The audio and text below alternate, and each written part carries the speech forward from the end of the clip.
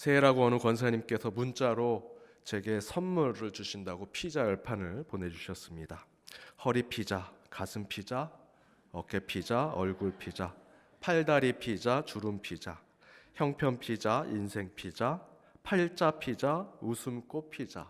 그래서 피자 10판 제게 보내주셨습니다. 한번 웃으라고 보내주신 것 같은데요. 여러분 모두도 생활 피고 삶이 피고 또 꿈이 새롭게 피는 2020년도 되시길 바랍니다. 우리 옆에 있는 분들과 이렇게 인사 나누죠. 새해 허리 피고 얼굴 피고 삽시다. 새해 허리 피고 얼굴 피고 삽시다. 한 해 다 모든 게 다 활짝 피는 한 해가 되었으면 너무 좋겠습니다. 그런 한 해로 축복된 2020년도가 되시길 바랍니다. 말씀 전하겠습니다. 태초에 하나님이라는 제목으로 말씀 나누고자 합니다. 성경을 보면 하나님께서 남자를 여자보다 먼저 만드셨죠. 왜 남자를 먼저 만드셨는지 아십니까? 하나님이 먼저 시범 케이스로 남자를 만들어 보고 그 가운데 실수가 뭔가 잘못된 게 뭔가 다 따져보고 제대로 만든 게 이제 여자라고 합니다. 그래서 우리 여자분들이 더 똑똑하십니다. 더 사랑이 많으시고 또 다른 이유는 이런 게 있습니다. 여자를 먼저 만들면 남자를 하나님이 만들 때 이렇게 만들어달라 저렇게 만들어달라 잔소리가 많을 것 같아서 남자를 먼저 만들었다라고 하는 우스개가 있습니다. 진짜 이유는 저는 잘 모릅니다. 하나님께 가서 여러분 여쭤보시면 되겠고요. 근데 이 우스개 이야기의 핵심이 있습니다. 어찌되었든 하나님이 인간을 창조하셨다라는 거죠. 하나님이 인간을 만드셨다라는 겁니다. 오늘 읽은 1장 1절에 태초에 하나님이 천지를 창조하셨다. 여기서 창조하다라고 하는 히브리 표현은 바라라고 합니다. 이 바라라고 하는 이 단어는 오직 하나님만이 주어로 사용될 수 있는 것입니다. 하나님이 창조하셨다. 바라라는 거죠. 따라서 의심할 수 없이 또 다른 경우를 따질 필요 없이 하나님은 우리 인간의 창조자다. 우리를 창조하신 분이시다. 여러분 왜 크리스천이 되셨습니까? 그 중요한 이유 중에 하나는 하나님이 나를 창조하셨다라는 믿음을 가지고 있기 때문에 우리가 크리스찬, 그리스도인이 되었지요. 하나님이 나를 창조했고 그래서 나를 이 땅에 보내셨음을 확신하게 되었기 때문에 저희는 하나님을 믿는 자들이 되었습니다. 그것을 수용했다는 것은 하나님이 나를 처음 태어날 때부터 태중부터 계획하셨고 내 인생을 내 육신도 설계하셨고 그리고 나의 삶을 살아가는 것을 하나님께서 지금 실행하고 계신다. 그 과정 속에 내가 살아가고 있다라는 것을 믿고 있기 때문에 우리는 하나님의 자녀로 크리스천으로 살고 있는 것입니다. 하나님이 우리 전체의 삶을 주관하신다라는 것이죠. 나의 알파와 오메가를 하나님께서 모두 지배하고 계신다. 그것이 바로 하나님이 나의 창조자이시다라는 고백입니다. 그래서 바로 오늘 본문을 다시 살펴볼 필요가 있습니다. 오늘 본문 우리 1절과 2절만 함께 읽어보도록 하겠습니다. 함께 읽겠습니다. 태초에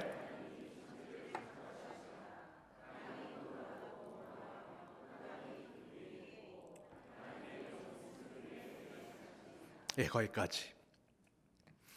성경의 첫 구절은 하나님이 천지를 창조하셨다라고 선포하고 있습니다. 성경과 기독교는 가장 먼저 하나님이 창조자인 것을 우리 기독교 경전에 가장 먼저 기록하고 있습니다.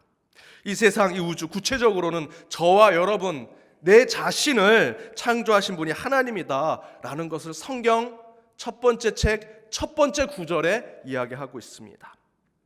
그럼 다른 종교들은 어떨까요? 이슬람의 쿠란이라는 책을 보면 1장 1절과 2절에 가장 자비로운 인자한 알라의 이름으로 모든 찬양과 감사는 그분을 위한 것이다. 이슬람의 알라는 대단한 신이죠. 아무도 손을 댈 수 없습니다. 어떻게 생기고 어떤 이름을 가졌는지도 모릅니다. 그래서 그 첫 번째에 이 쿠란이라는 책에서는 그분은 오로지 찬양받으실 분입니다라는 것이 첫 번째 구절에 나오죠. 불교의 금강경은 어떻습니까? 이런 표현이 나옵니다. 여시 아문, 이와 같이 내가 들었다. 부처님으로부터 내가 이런 얘기를 듣고 이 금강경의 이야기를 내가 쓰고 있다라고 표현하는 것입니다. 유교의 논어는 맨 처음에 무엇이 쓰여져 있습니까? 학이 시습지 불역열호라고 합니다. 배우고 때때로 익히면 또한 기쁘지 아니한가. 불교나 유교는 깨달음을 얻는 것에 대한 이야기들을 하고 있습니다. 도교의 도덕경은 어떻습니까? 도가도 비상도, 명가명 비상명. 도를 도라 말하면 이미 도가 아니고, 이름을 지어 이름을 부르기 시작하면 이미 그것도 그 이름이 아니다라는 것입니다. 도교가 갖고 있는 굉장히 자연에 대한 이야기들을 하고 있죠. 제가 다른 종교들을 문제 삼고 잘못되었다라는 말씀을 드릴 생각은 전혀 없습니다. 다른 종교도 존중합니다.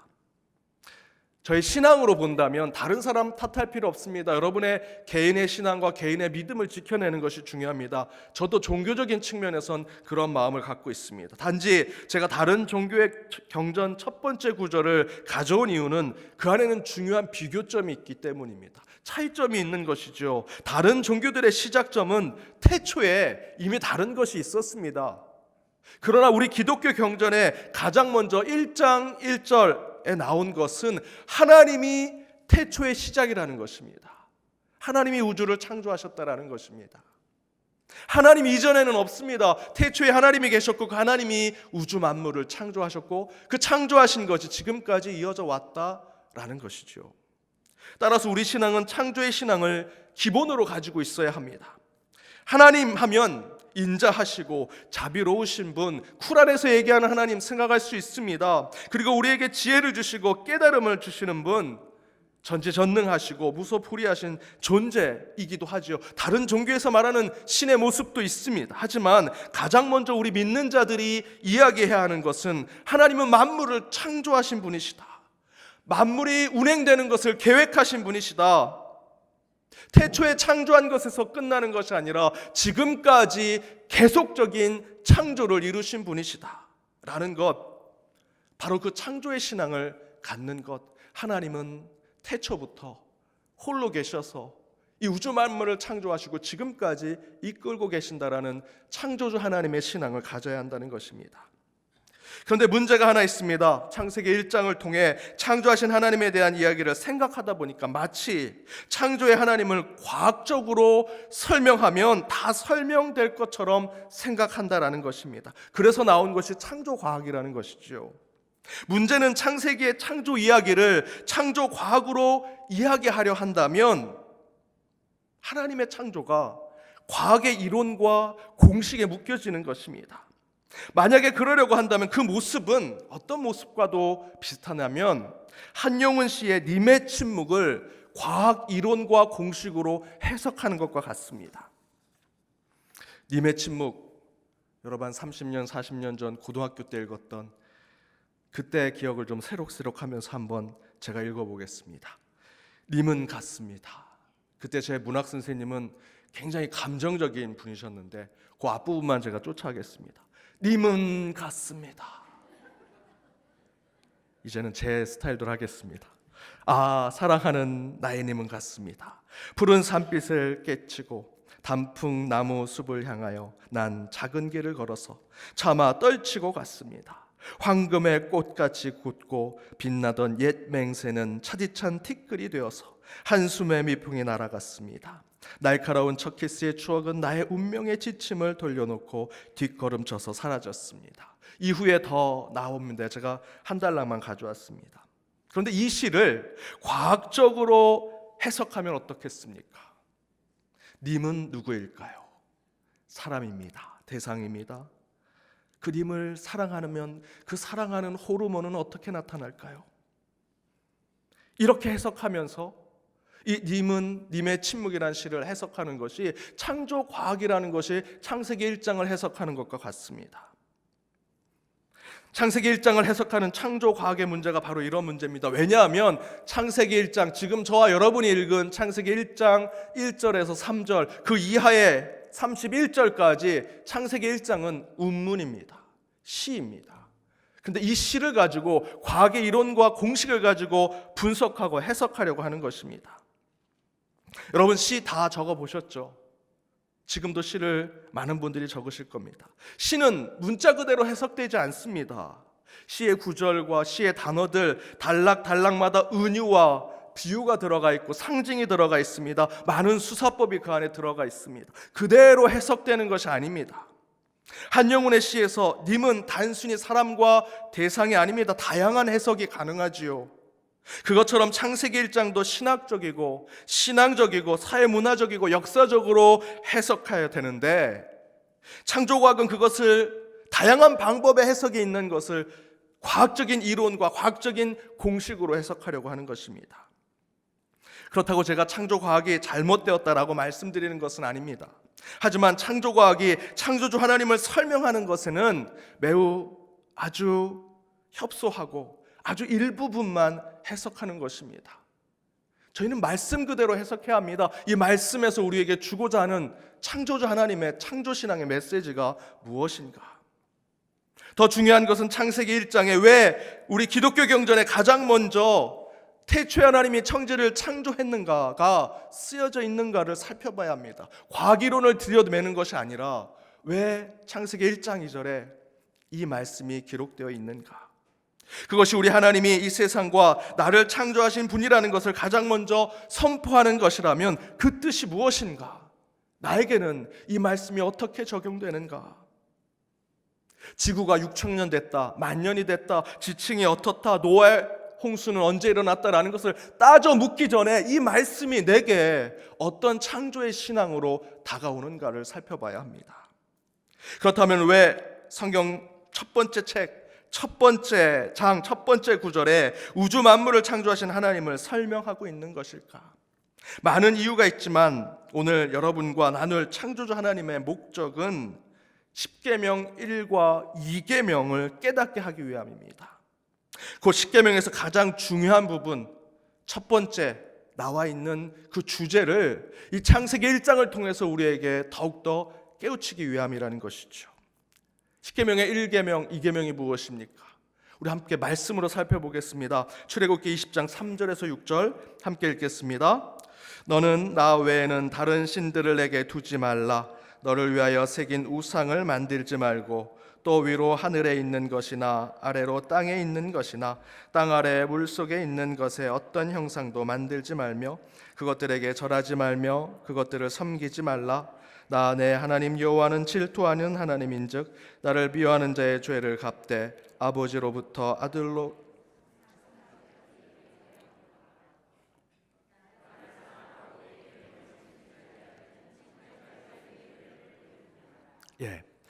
이 말씀이 정리되면 두 가지 계명으로 나오죠. 나 외에 다른 신을 내게 두지 말라. 그리고 또 하나는 너를 위하여 우상을 만들지 말라. 십계명이 가장 중요한 것입니다. 이 두 계명을 바로 깨닫게 하기 위해서 창세기 1장에 창조 신앙이 우리에게 주어지고 있는 것입니다. 여러분 창조 순서 기억하십니까? 첫 번째 빛을 창조하셨죠. 한 글자입니다. 쉽게 외우는 법 가르쳐 드릴게요.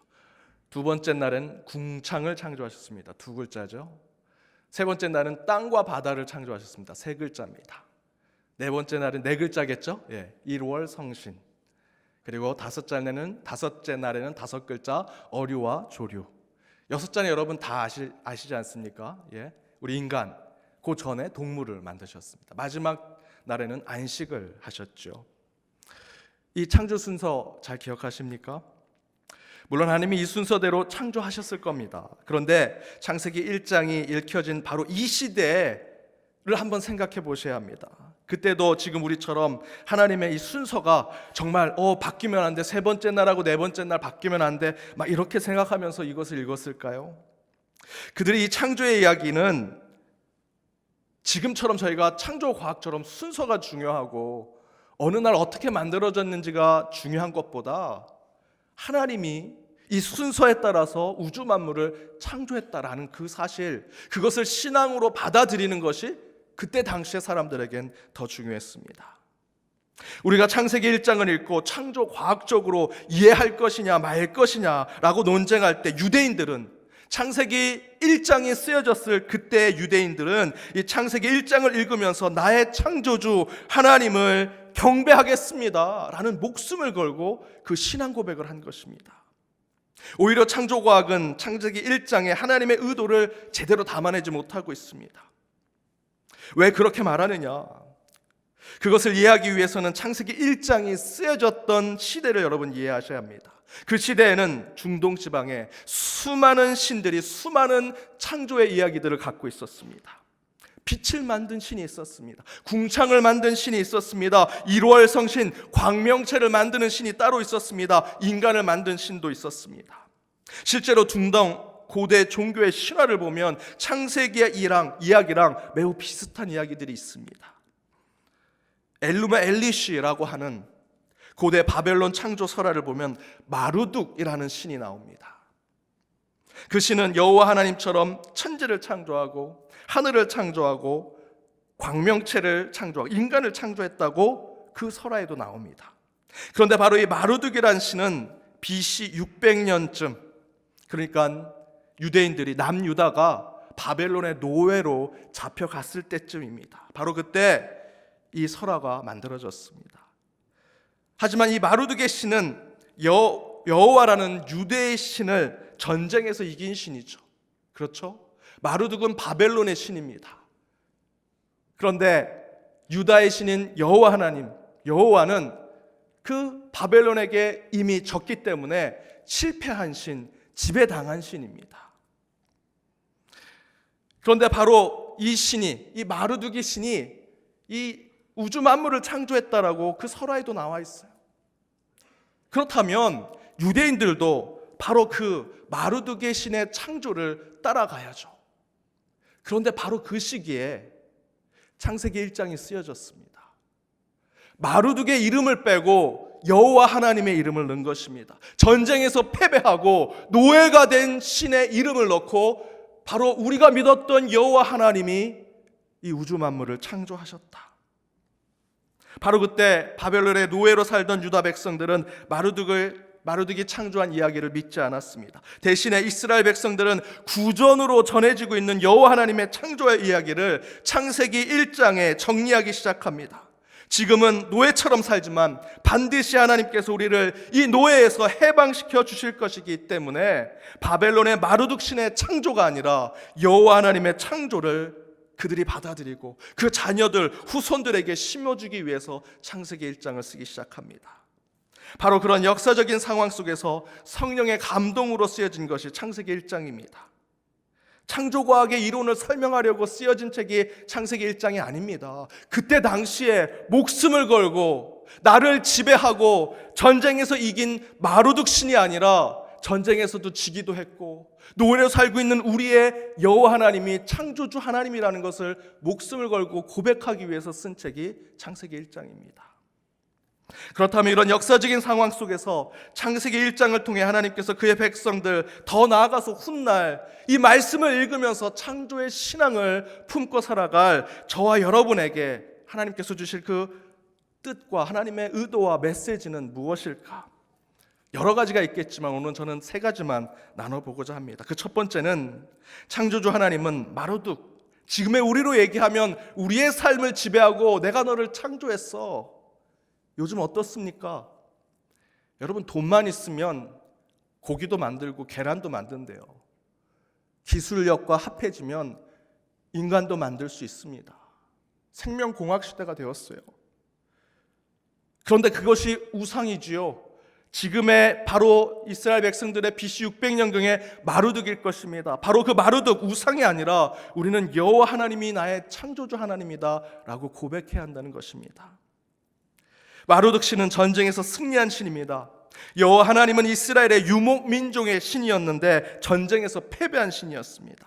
그러나 이스라엘 백성들은 바벨론의 노예로 살면서 절대로 마루둑의 창조를 믿지 않았습니다. 조상들에게 전해 내려온 창세기 1장의 내용을 확신하고 그것을 후손들에게 전해주고자 했습니다.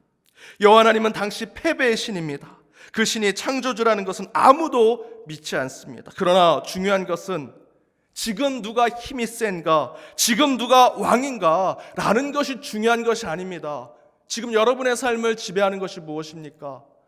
내가 귀가 솔깃하고 내 마음이 움직이는 것이 어디입니까? 그것이 중요한 것이 아니라 여러분 진리가 중요한 것입니다. 지금뿐만 아니라 과거, 미래, 내일까지도 관통할 수 있는 영원한 것, 그 영원한 왕이 누구인가? 라는 것이 유대인들에게 더 중요했기 때문에 이스라엘 백성들은 현재 바벨론 땅에서 노예로 사는 그곳에 그 마르둑 신이 자신들의 신이 아니라 과거의 조상 때부터 아브라함과 이삭과 야곱의 하나님이 그들을 지켜줬던 그 조상의 하나님이 그 역사 속의 진리로 그들에게 이미 인식되어 있기 때문에 현재는 마르둑이 창조의 신이지만 그것은 결코 영원할 수 없음을 깨닫고 그들은 여호와 하나님을 창조의 신으로 믿고 따랐습니다. 바로 창세기 1장은 그것을 고백하는 시입니다. 찬양입니다. 과학으로 설명하는 이론적인 글이 아니라 바로 그러한 찬양을 고백하는 것입니다. 지금 우리에게 적용하면 지금 당장은 때로는 돈과 물질, 때로는 어떤 사람이, 때로는 어떤 나의 환경과 조건, 때로는 여러분 마음속에 우리 인간 속에 있는 욕심과 야망과 이기심이 나를 지배하고 나를 지금 이렇게 만든 것처럼 보입니다. 그래서 우리는 그것을 숭배하기도 하고 그걸 따르기도 하고 예배하기도 하지요. 그러나 돈과 같은 세상의 우상에 빠져있는 세상에 살지라도 적어도 창조주 하나님을 믿는 저와 여러분은 이 신앙의 창세기 1장을 우리의 삶 가운데 써내려가야 합니다. 지금 우리가 살아가는 건 바벨론에서 살아가는 것과 똑같아요. 여전히 마르둑이 돈과 물질, 내 안에 있는 야망과 욕망으로 나를 지배하고 내가 너를 창조했어 라고 얘기하지만 여러분, 저희는 그때 당시 있었던 유대인들처럼 물론 전쟁에서 실패한 신처럼 보이지만 역사를 관통해서 우리에게 진리처럼 다가오신 그 하나님이 나의 창조주, 우리 유대 민족을 해방시킬 영원한 하나님을 고백해야 합니다. 여러분 삶 가운데 창세기 1장이 계속해서 기록되어져야 돼요. 두 번째는 창조주 하나님은 무질서의 하나님이 아니라 질서의 하나님이라는 것입니다. 마르둑은 그 창조가 무질서했습니다. 마르둑의 창조는 창세기 1장처럼 그렇게 순서가 있는 것이 아닙니다. 자기 멋대로 필요에 따라서 창조한다는 이야기가 나옵니다. 실제로 바벨론의 마르둑 창조는 정복 전쟁, 이 바벨론 제국이 곳곳에 이스라엘 땅뿐만 아니라 수많은 땅들을 정복하고 이 전쟁이 났으면 어떻게 되겠습니까? 그 땅이 폐허가 되죠. 창세기 1장 2절의 말씀에 공허와 혼돈이 있다고 표현이 나오지 않습니까? 바로 그 표현은 뭐냐면 바로 그때 당시 바벨론 당시에는 전쟁이 끝나면 온갖 죽은 사람들과 무너진 집들과 폐허된 땅을 보는 것을 얘기합니다. 그것을 새롭게 재건할 때 바로 이 마르둑의 바벨론 신을 도용해서 이 바벨론 제국은 그 땅에 새롭게 창조가 이루어진다라는 것을 이 창조 이야기로 설명해내는 것입니다. 그러니까 자기가 지배하는 땅을, 그 지배하는 땅에 있는 사람들을 더욱더 강하게 지배하기 위해서 바로 이 마르둑의 이 창조론을 이용했었습니다. 그런데 여러분, 창세기 1장 2절에 공허와 혼돈은 아무것도 없는 것을 얘기해요. 전쟁이 끝나고 그것을 지배하기 위해서 정치적인 것으로 이용하려고 창세기 1장 2절이 쓰여진 것이 아닙니다. 태초에는 아무것도 없었다. 그러나 하나님의 영이 그 수면 위에 있으면서 이 우주 만물을 창조하셨다라는 것을 선포하기 위한 말씀입니다. 실제로 마르둑 신이 인간을 어떻게 창조했는지 아십니까? 혼란하고 지저분한 세상에 창조할 사람이 필요했습니다. 지저분하게 돌아다니는 쥐새끼들이 전쟁 폐허된 땅에 많으니까 그 쥐새끼를 발로 밟아서 그 피가 난 것을 흙으로 으깨서 만든 것이 인간이라고 얘기해요. 그 인간은 어떤 종류로 인간을 사용되겠습니까? 노예지요, 노예. 쥐새끼의 피로 땅에 있는 지저분한 흙으로 만들어진 너희가 무슨 일을 하겠냐? 너희는 노예로 사용될 뿐이다. 그러나 우리 창조주 하나님, 창세기 1장은 그렇게 기록하지 않습니다. 어떻게 기록하고 있습니까? 창세기 1장 28절에 하나님이 우리를 누구의 형상으로 창조하셨습니까? 하나님의 형상. 쥐새끼를 밟아서 그 피로 땅에 있는 흙을 으깨서 만들지 않으셨어요. 물론 흙으로 창조하셨지만 하나님의 생명이 들어갔습니다.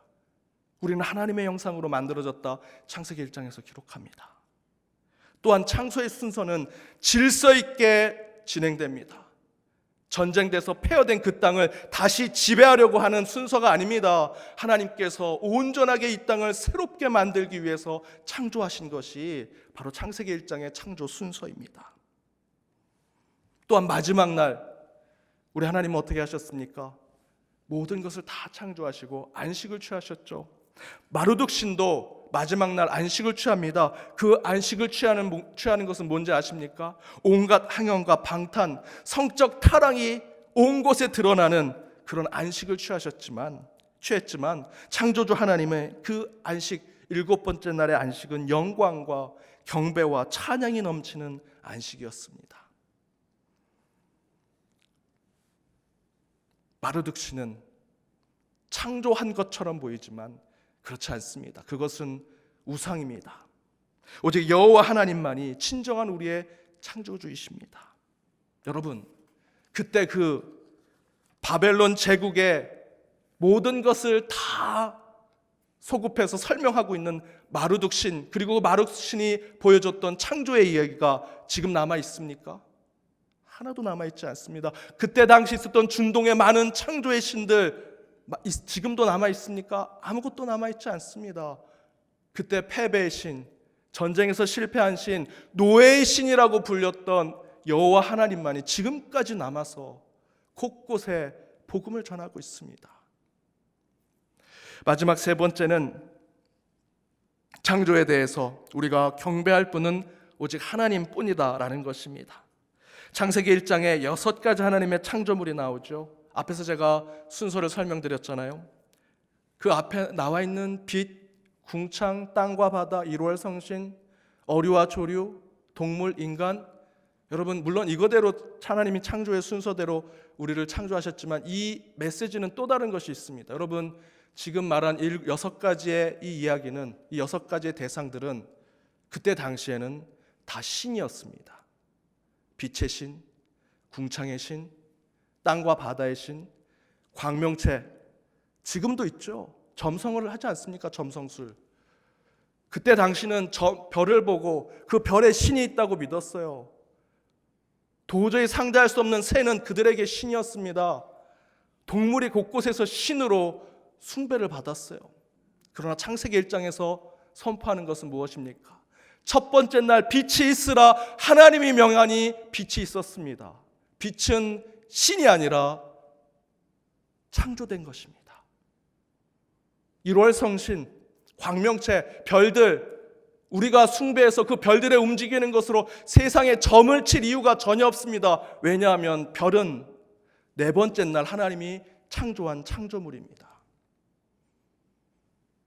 5째 날 조류와 어류, 어느 것도 우리가 숭배할 이유가 없습니다. 예배할 이유가 없습니다. 5째 날 하나님이 창조한 창조물이기 때문입니다. 우리가 찬양하고 경배해야 한다면 창조의 순서대로 이 우주 만물의 모든 것을 창조하시고 마지막 날 안식을 취하시면서 창조된 세상을 보고 참으로 아름답다, 너무나 좋다, 심히 좋다라고 감격하셨던 그 하나님만이 우리가 경배할 우리의 주님이십니다. 사랑하는 여러분, 우리 하나님의 창조는 세상 우상의 창조와는 다릅니다. 고대 시대의 수많은 창조의 신, 수많은 창조의 이야기가 난무했습니다. 그러나 지금까지 남아있는 창조론, 창조의 신은 아무것도 없습니다. 오직 여호와 하나님, 우리가 읽고 고백하는 창세기에 그 하나님만이 우리의 창조주로 고백되고 있습니다. 그것을 과학의 진화론이 무너뜨릴 수 없습니다. 물질 망능주의 시대의 세속의 신이 무너뜨릴 수 없습니다. 또한 앞에서 말씀드린 가짜 과학으로 말하는 창조 과학이 그것을 흐트러뜨릴 수 없습니다. 오직 성경을 통해서, 그 성경이 쓰여졌던 역사적 상황을 통해서 여러분 진정한 하나님의 창조의 메시지를 들으셔야 합니다. 우리의 창조주는 오직 하나님이십니다. 이 세상의 어떤 것도 우리가 지배당할 수 없고 그것을 예배할 이유가 없습니다.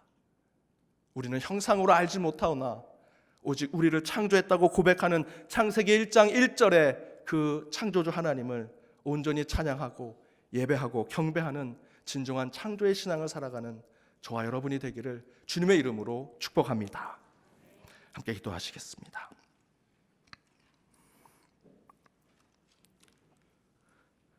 사랑의 하나님, 감사합니다. 주님께서 나가신 2020년 새해를 맞이했습니다. 무엇으로 주님께 나아갈까 생각하여 주님이 허락하신 말씀의 첫 구절을 가지고 함께 말씀을 나눴습니다. 우리를 창조하신 하나님만을 우리가 고백합니다. 그런데 저희는 그저 입으로만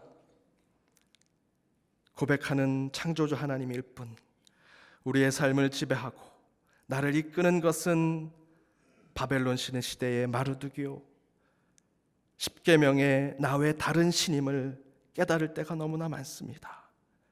주여, 저희를 용서하시고 그저 문자에만 나와 있는 나를 창조한 하나님만을 고백하는 것이 아니라 내 삶이, 내 행동이, 내 모든 실천이 오직 나를 창조하신 하나님만을 향하는 그러한 삶이 되게 하여 주옵소서.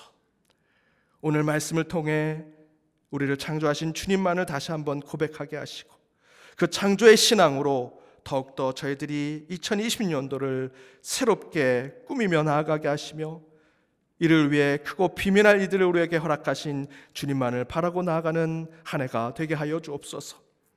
이 시간 창조의 신앙으로 결단하며 나아가는 주님의 권속들 위해 축복하시고 은혜 주시며 이를 통해 더욱더 세상을 새롭게 만드는 자들이 되게 하여 주옵소서. 이 모든 간구 예수님의 이름으로 기도드립니다. 아멘.